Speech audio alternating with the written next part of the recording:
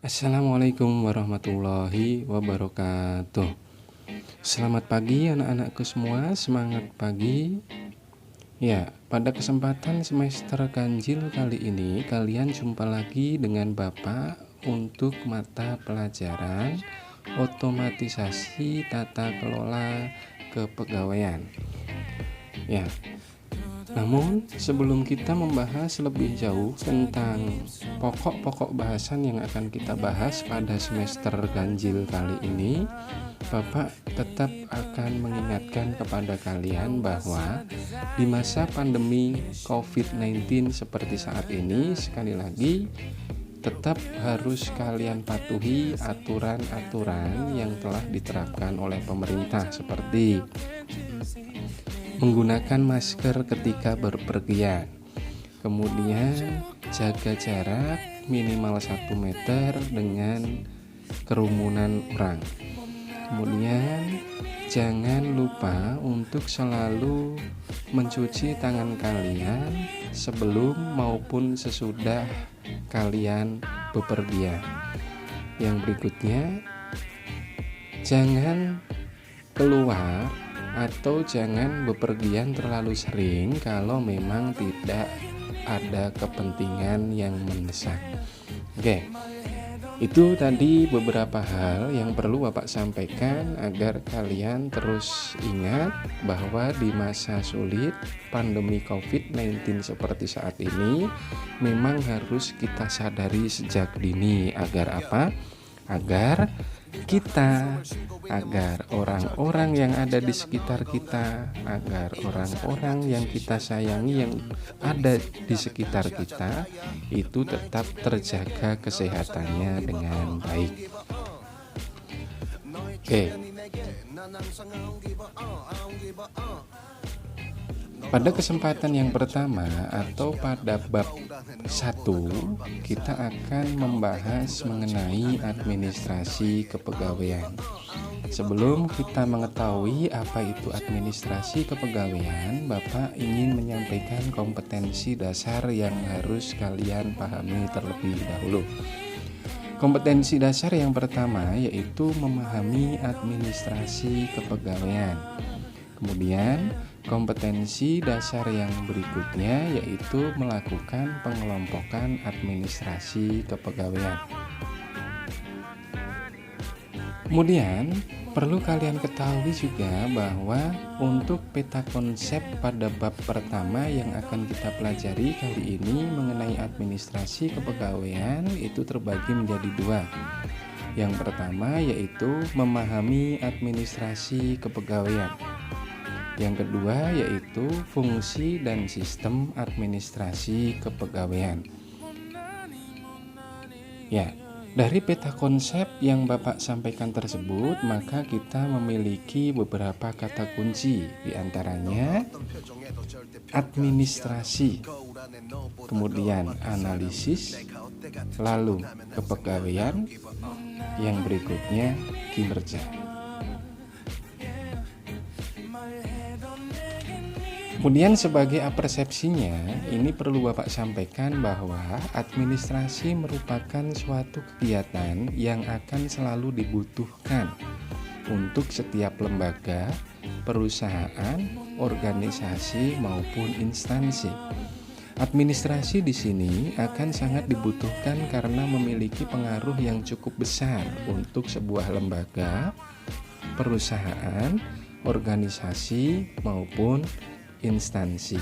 Oke, demikian tadi persepsi pada bab pertama yang akan kita pelajari khususnya di semester ganjil kali ini.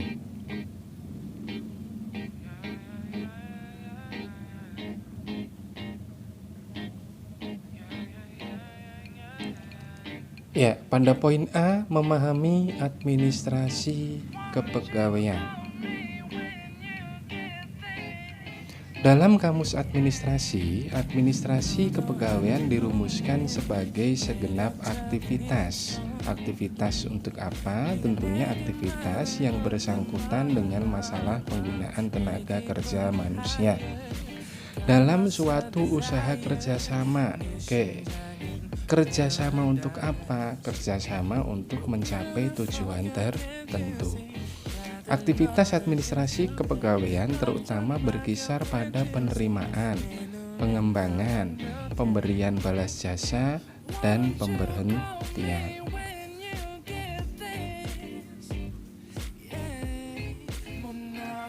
Yang berikutnya perlu kita ketahui pengertian daripada administrasi kepegawaian secara umum. Oke, pengertian administrasi kepegawaian secara umum ini bisa kita artikan sebagai seluruh aktivitas atau kegiatan dengan masalah penggunaan pegawai atau tenaga kerja untuk mencapai suatu tujuan. Sedangkan administrator bertujuan untuk menyusun dan mengendalikan seluruh aktivitas untuk memelihara, mengembangkan, mendapatkan maupun menggunakan para pegawai tersebut sesuai dengan beban kerja untuk mencapai tujuan organisasi atau perusahaan yang telah ditentukan sebelumnya. Yang berikutnya, pengertian administrasi itu sendiri apa sih? Ya, administrasi berasal dari kata administrer yang berasal dari bahasa Latin atau yang bisa kita artikan pada, kemudian ministrer yang kita artikan sebagai melayani. Dengan demikian, jika ditinjau dari asal kata administrasi, ini berarti memberikan pelayanan kepada masyarakat.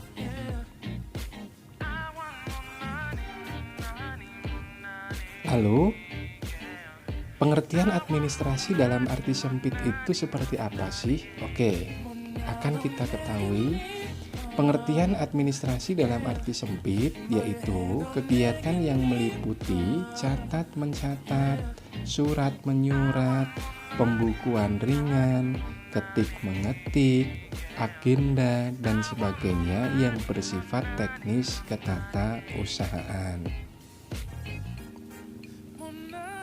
Kemudian, administrasi dalam arti luas itu yang bagaimana sih? Oke, administrasi dalam arti luas yaitu seluruh proses kerjasama antara dua orang atau lebih dalam mencapai suatu tujuan dengan memanfaatkan sarana prasarana tertentu secara berdaya guna dan berhasil guna.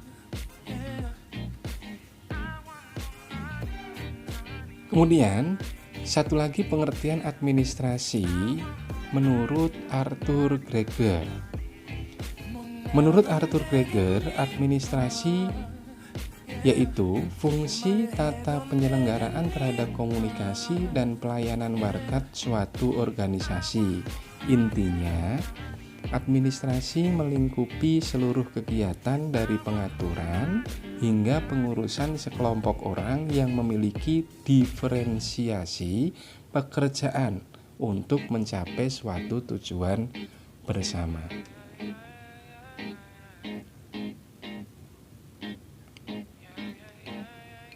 Setelah kita mengetahui pengertian daripada administrasi, maka yang berikutnya yaitu ruang lingkup administrasi.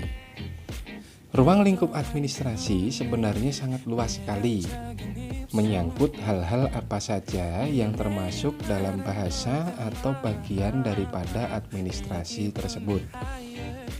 Ruang lingkup ini sangat perlu diberi kepastian sehingga memudahkan kita membahas tentang administrasi itu sendiri. Ruang lingkup ini akan menjadi batas luasnya administrasi itu sendiri.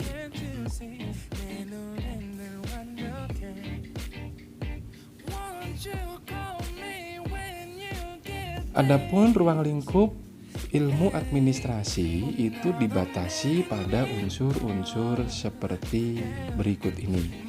Yang pertama yaitu organisasi. Kenapa organisasi? Karena organisasi merupakan wadah di mana usaha kerjasama itu diselenggarakan. Wewenang, tugas dan tanggung jawab ini menjadi suatu kesatuan yang laras. Termasuk pula dalam proses mengorganisir atau membentuk organisasi ialah penentuan tujuan yang hendak dicapai. Kemudian unsur yang berikutnya yaitu manajemen.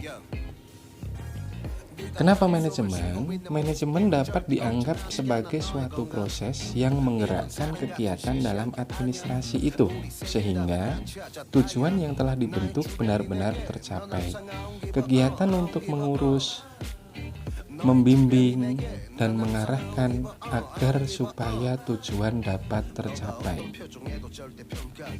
Seorang manajer bertanggung jawab untuk melaksanakannya ke arah tercapainya tujuan tersebut. Manajemen menentukan tujuan organisasi.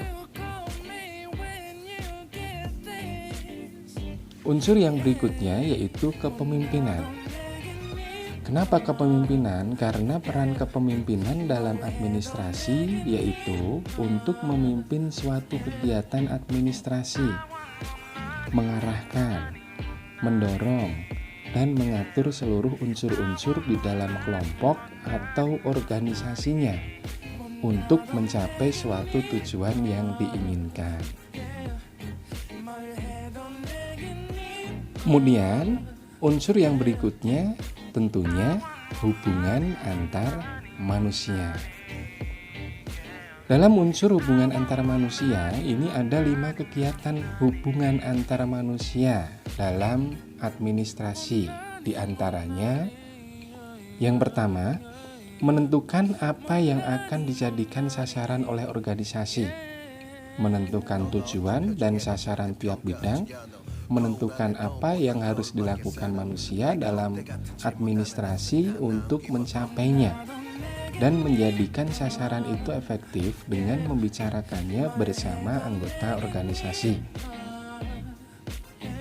Yang kedua, mengorganisir seluruh kegiatan dalam administrasi, termasuk menggolongkan, membagi pekerjaan, dan membentuk tugas organisasi.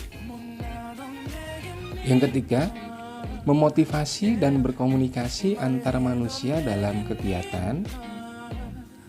Yang keempat, melakukan pengukuran tentang kegiatan manusia dalam organisasi, termasuk menganalisis, menilai, dan menafsirkan hasil kerja baik secara individu maupun kelompok dalam organisasi secara keseluruhan. Yang kelima, mengembangkan kemampuan dan keterampilan orang-orang dalam organisasi itu termasuk manajernya sendiri.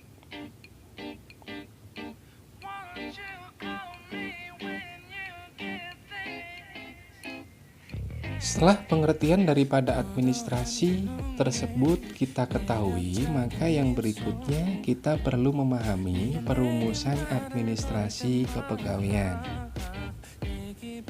Dalam perumusan administrasi kepegawaian ini dapat dirumuskan ke dalam beberapa segi. Yang pertama, administrasi kepegawaian yang dirumuskan sebagai ilmu,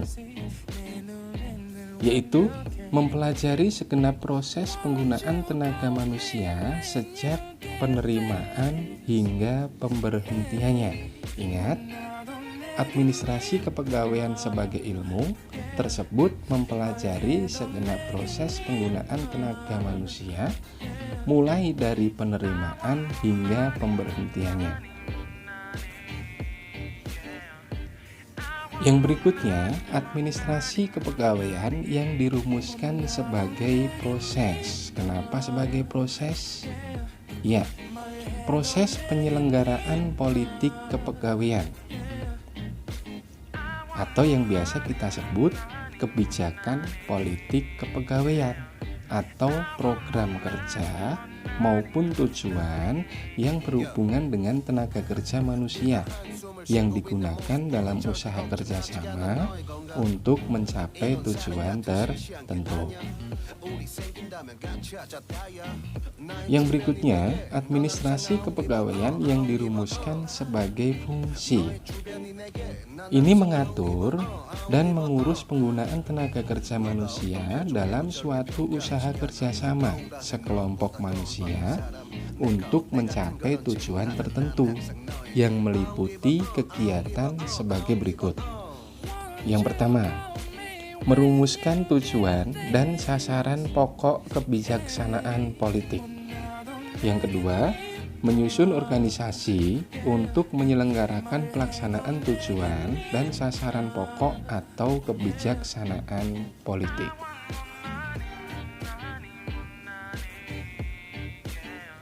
Yang berikutnya, administrasi kepegawaian yang dirumuskan sebagai seni. Ya, yang terakhir ini kita katakan perumusan administrasi kepegawaian sebagai seni. Kenapa bisa administrasi kepegawaian dirumuskan sebagai seni? Karena dalam administrasi kepegawaian itu akan kita dapati seni memilih pegawai baru serta menggunakan pegawai-pegawai lama dengan cara sedemikian rupa sehingga dari segenap tenaga kerja manusia tersebut akan kita peroleh hasil dan jasa yang maksimal baik mengenai jumlah maupun mutunya. Oleh karena itu, dalam perumusan administrasi kepegawaian itu juga dapat kita rumuskan administrasi kepegawaian sebagai seni.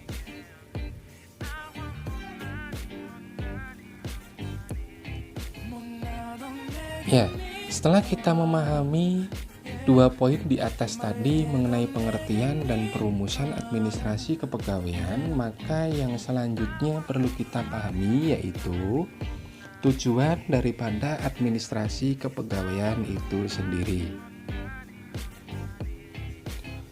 Yang pertama yaitu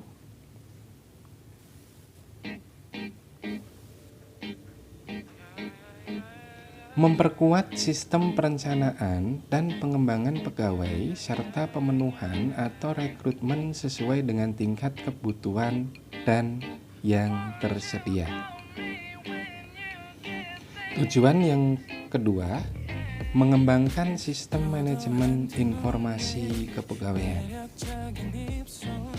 Tujuan yang ketiga, meningkatkan kualitas sumber daya aparatur untuk meningkatkan kompetensi sesuai tugas pokok dan fungsi yang dilaksanakan melalui pendidikan dan latihan. Tujuan yang keempat, peningkatan pendidikan formal dan meningkatkan keterampilan teknik dan fungsional aparatur pemerintah. Tujuan yang kelima, terwujudnya penataan pegawai sesuai kompetensi jabatan dan syarat jabatan serta memperhatikan pola karir. Tujuan yang keenam, peningkatan pembinaan pegawai untuk meningkatkan akuntabilitas dan kesejahteraan pegawai. Tujuan yang ketujuh, peningkatan kinerja pelayanan kepegawaian dalam rangka meningkatkan kapasitas pemerintah daerah guna mewujudkan tata pemerintahan yang baik atau yang biasa kita sebut dengan istilah good governance.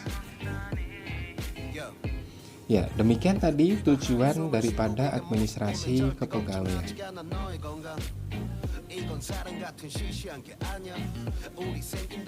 Yang berikutnya yaitu prinsip administrasi kepegawaian. Prinsip administrasi kepegawaian yang pertama yaitu prinsip kemanusiaan. Prinsip kemanusiaan memiliki makna menempatkan posisi manusia sebagai unsur pekerja yang mempunyai persamaan harga diri, kemauan, keinginan, dan cita-cita. Kemampuan manusia sebagai unsur pekerja harus dihargai posisinya sebagai manusia layaknya, sebagai manusia selayaknya, dan bukan dianggap mesin. Prinsip yang kedua yaitu prinsip demokrasi. Pada prinsip ini merujuk pada adanya rasa saling menghormati, menghargai, dan mengisi dalam melaksanakan kegiatan kerjasama di dalam organisasi atau perusahaan untuk mencapai tujuan yang telah ditentukan. Prinsip administrasi kepegawaian yang berikutnya, the right man on the right place. Pada prinsip ini mengandung makna penempatan setiap orang dalam posisi kerjanya harus tepat. Setiap orang dalam organisasi harus ditempatkan sesuai dengan kemampuan, keahlian, pengalaman, serta pendidikan yang dimiliki oleh orang yang bersangkutan. Prinsip yang berikutnya, equal pay for equal work. Pada prinsip yang terakhir, pemberian balas jasa terhadap tenaga kerja berdasarkan atas hasil prestasi kerja yang didapat oleh pegawai yang bersangkutan. Pada prinsip ini sangat penting diterapkan untuk meningkatkan motivasi kerja setiap pegawai. Oke, demikian tadi prinsip daripada administrasi kepegawaian.